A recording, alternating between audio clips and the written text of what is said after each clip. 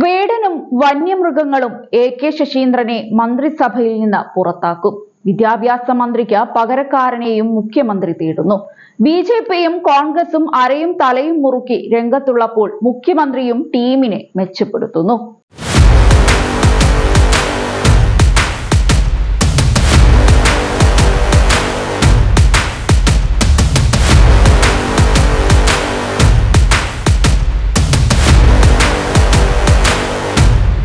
Wrapper വേടനെ പുലിപ്പല്ലി വിഷയത്തിൽ വേട്ടയാടിയതും വന്യജീവി ആക്രമണങ്ങളിൽ മലയോര മേഖലയിലെ ജനരോഷം ഉയർന്നതും വനം വകുപ്പ് മന്ത്രി കെ ശശീന്ദ്രന്റെ കസേര തെറിപ്പിച്ചേക്കും.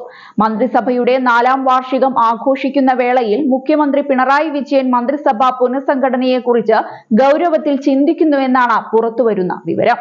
മന്ത്രിസഭയുടെ 4ാം വാർഷികത്തിലെ കേക്ക് മുറിയിൽ നിന്നും പിണറായി ഒഴിവാക്കിയ ഏക ഘടകകക്ഷി മന്ത്രി ശശീന്ദ്രനാണ്.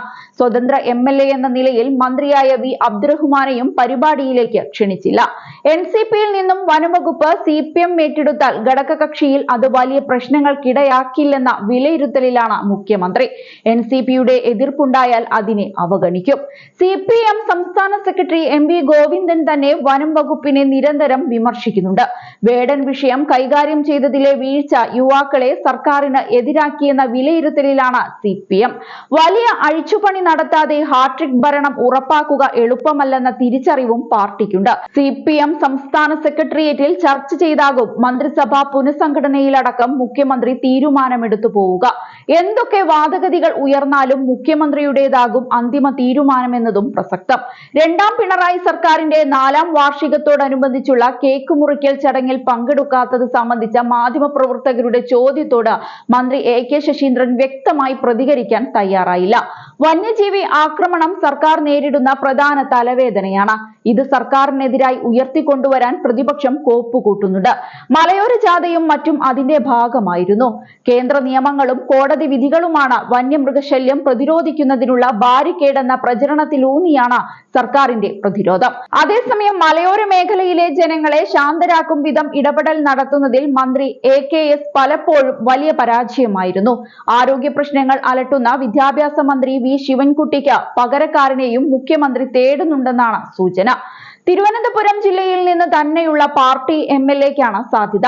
അരുവിക്കര MLA ജി സ്റ്റീഫൻ ആയിരിക്കും ശിവൻകുട്ടിയുടെ പിൻഗാമി എന്ന വാർത്തകൾ തിരുവനന്തപുരത്ത് ചർച്ചയായിട്ടുണ്ട്. സാമുദായിക പരിഗണനകൾ വെച്ച് അടുത്ത ടീമിൽ മത്സരിക്കാനും മന്ത്രിസ്ഥാനത്തേക്ക് വരെ പരിഗണിക്കാനും സാധ്യതയുള്ള നേതാവാണ് ജി സ്റ്റീഫൻ. CSI സഭയുടെ പിന്തുണയുള്ളതും CPMന്റെ പരിഗണനാ വിഷയമാണ്. ക്രൈസ്തവ സമുദായത്തെ ഒപ്പം നിർത്താൻ BJP നടത്തുന്ന നീക്കങ്ങളും KPCC പ്രസിഡന്റ് പദവിയിലേക്ക് ക്രൈസ്തവ സമുദായത്തിൽ നിന്നൊരാളെ തിരഞ്ഞെടുത്ത് കോൺഗ്രസ് നടത്തിയ നീക്കവും CPMനെയും ചിന്തിപ്പിക്കുന്നുണ്ട്. മികച്ച പ്രകടനം കാഴ്ചവെക്കാത്ത മന്ത്രിമാരെ മാറ്റുമെന്ന സൂചന മുഖ്യമന്ത്രി ഇതിനകം നൽകിയിട്ടുണ്ട്. മെസ്സിയുടെ കേരളത്തിലേക്കുള്ള വരവുമായി ബന്ധപ്പെട്ടുണ്ടായ വിവാദം കായിക വകുപ്പ് മന്ത്രി വി അബ്ദുറഹ്മാനെയും പ്രതിസന്ധിയിലാക്കുന്നതാണ്. പ്രളയം, കോവിഡ് ദുരന്തങ്ങൾ മറികടന്ന രക്ഷാദൌത്യമായിരുന്നു മുൻ തിരഞ്ഞെടുപ്പിൽ സർക്കാരിന്റെ ഗ്രാഫ് ഉയർത്തിയത്. എന്നാൽ വികസനത്തിലൂന്നിയുള്ള പ്രചരണമാണ് അവസാന വർഷത്തെ ആയുധം. ദേശീയപാത, വിഴിഞ്ഞം തുറമുഖം, വ്യവസായ മേഖലയിലെ വളർച്ച എന്നിവയാണ് സർക്കാർ ഉയർത്തിക്കാട്ടുന്നത്.